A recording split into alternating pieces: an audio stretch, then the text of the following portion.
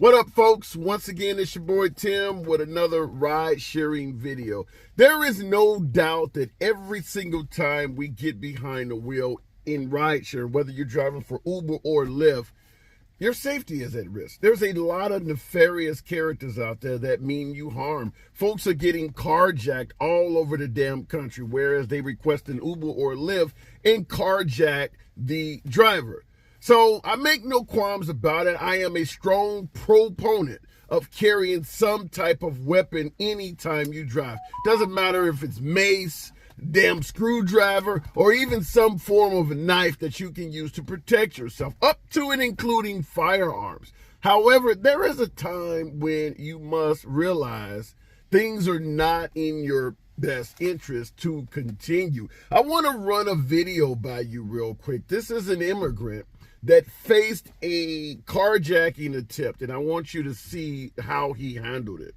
We begin tonight with that rideshare driver forced to stare down the barrel of a gun during a robbery. Thank you for joining us tonight. I'm Daniela Guzman. And I'm Keith Garver. The frightening encounter captured on the driver's dash cam camera. That driver talking to KPRC2's Bryce Newberry. Bryce. Keith and Daniela, those two men got in the Uber here in this parking lot behind this McDonald's on Westheimer. And they got in as five-star riders, according to the app, but quickly became the worst riders in this driver's 5-year history.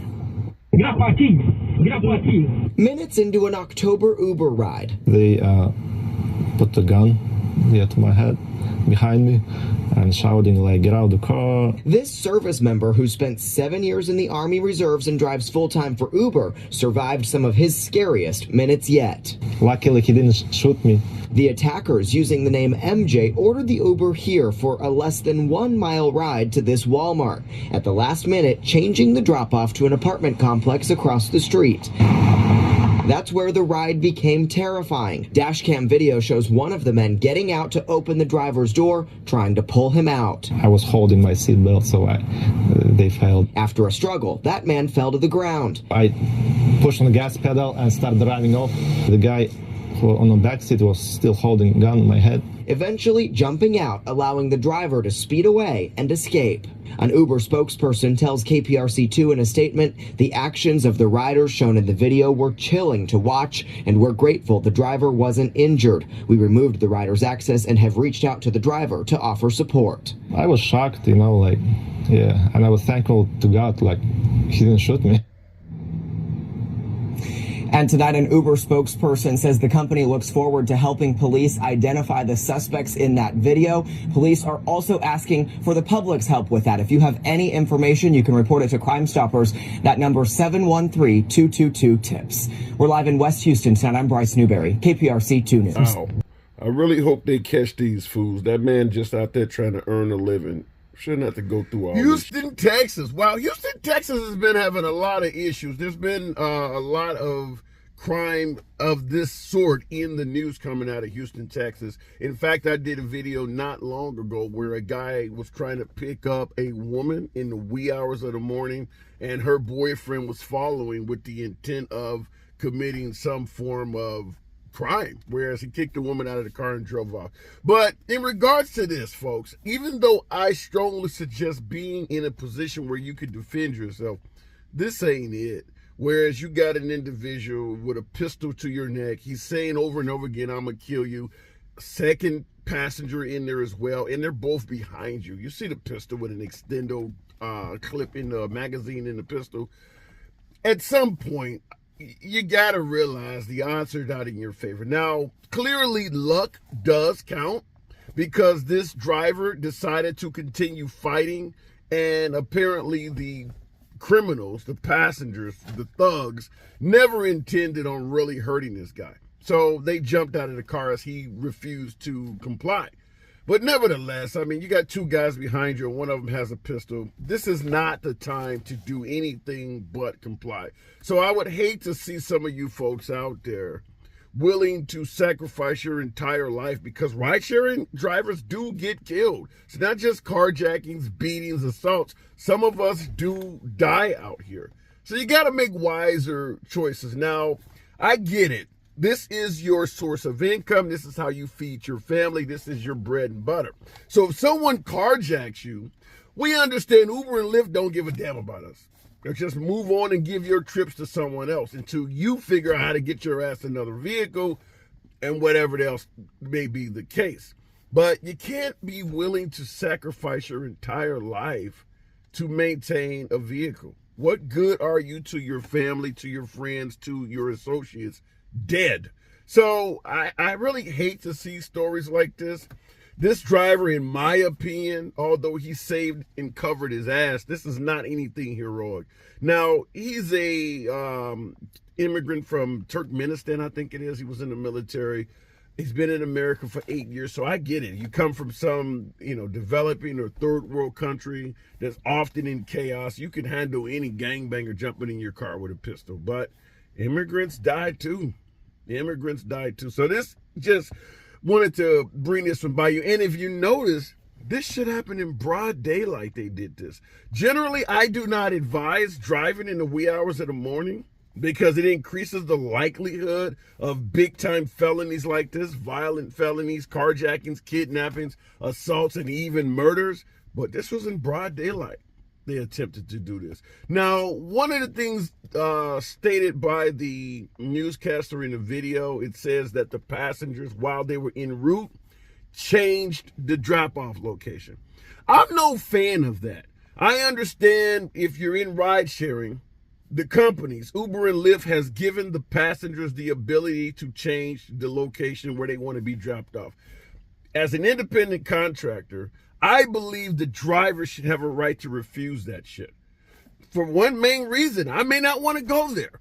I've said before, I do not drive outside of my area because if you drive outside of your metropolitan area, you got to come back oftentimes with no one in the vehicle, and that could remove any profit from the trip you're involved in. So that's the last thing I want, is to get a passenger maybe going 5 or 6 miles up the road somewhere where I can easily get a trip coming back, to change it and decide I want to go to my grandma's house in a far out suburb somewhere where I know no one in that suburb is going to want a trip back. Meaning I got to drive all the way back from that suburb at my own expense. So I'm no fan of allowing passengers to make any changes at all once they're in my vehicle. But the ride sharing companies, treating us like employees as opposed to independent contractors, do not give you an option to turn that shit down. So it's up to you to just tell the passengers, which yours truly I have done. I'm not going there. You got in the vehicle, you said you wanted to go over here, I'm good to do that. You can make up some shit. I got to go home and get my kid from school, or I got to go do this. Or I got to shit. I can't drive you for 40 minutes, period. Make up your own damn reasons. But last but not least, just to show you what this guy had to say. And then also, if you notice from the news clip, it says that they have not received a statement from Uber in regards to this. What the hell is Uber going to say? Some kind of, nice, tidied up statement that's probably pre-written, just in case anybody gets shot in the line of duty. Pull something from this bin and read that on the news. If somebody gets carjacked, you use bin A. If a female gets raped, use bin C. All of this shit they got is pre-typed up. So whatever Uber or Lyft says, don't put any stake in that shit at all. But listen to this guy describe how he videotaped this and what he did. Then reached to my phone, and I didn't let it go, so I just hold it tightly, and the other one put gun to my head behind me. Davron, originally from Turkmenistan, made this video, which he posted on YouTube. He says one crook exited his vehicle, tried to pull him out. The other reached for a cell phone, and that's when Davron made a crucial decision. If I push the gas and start driving off, one of them gonna be behind us. So at least it's easier to deal with one guy, right, than two. I didn't stop, so he decided to get out. So he just jumped out from a moving vehicle. From the moving vehicle? Yes, and yeah, that's how I escaped. Wow. Davron managed to drive a few blocks to safety, call police, and give detectives the crook's phone. He stole my phone. He lost his phone in my backseat. The 40-year-old has been in the U.S. 11 years and serves in the U.S. Army Reserves. Did that help? Maybe. Like basic combat like stuff. I never trained for this before. It's just first time for me. I'm trying to get you a chance to leave. Stop. What's the worst thing that happened to you as an Uber driver before this? Someone puked on my car, yeah, when they drunk, you know. Wow. They asked that man, would he do anything differently? He said no. No fucks to give. Seriously. Those two robbers are very lucky this man wasn't armed. He would have killed both of their asses. This guy, I don't know. No fucks to give for real. Anyhow, I just wanted to run this by you because I strongly believe the options this driver took, the method of, protecting his safety, protecting his vehicle, are not advisable. They're just not advisable. If somebody is willing to jump in your car and do all of this shit to a lowly paid rideshare driver, don't ever trust that they are not going to take your life. Somebody pulls a gun out on you, expect that they are capable of using it. Anyhow, let me know in the comments, have you had anyone threaten violence on you as a driver?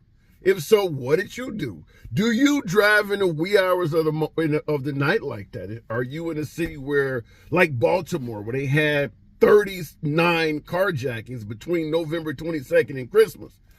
I'm not out there that time of night. But let me know what you guys think in the comments. As always, subscribe to the damn channel. It's your boy Tim. I'll see you in the next video.